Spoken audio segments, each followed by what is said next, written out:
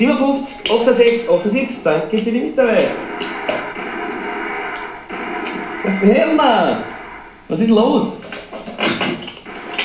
Mag ich Kinder liebe? Na ernst, wie sie spielen? Da ist der Casanova. Was? Jetzt habe ich keine Pummeln, muss ich da haben, sie ausschlagen.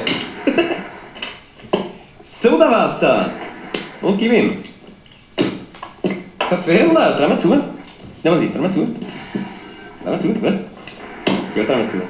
Was? Tina? Irka? Ernst, waren wir Schnapsen gelernt, oder Caritas? Wie viele Zähne hat der männliche Buckelwal? Na, ging ans. Was glaubst du, wie viele Zähne? Das interessiert mich nicht. Okay, ich helfe Ihnen, ja? Der männliche Buckelwal hat ein bisschen mehr Zähne als der weibliche. Vorsicht, Herr Füßl. Vielleicht ist es auch eine Fangfrage. Vielleicht hat der Buckelwal gar keine Zähne. Du mit Schnapsen oder was? Der ist nämlich nur Plankton. Plankton, was könnte es sein? Ein Boschmittel, ein Verhütungsmittel? Ihr Scheißen!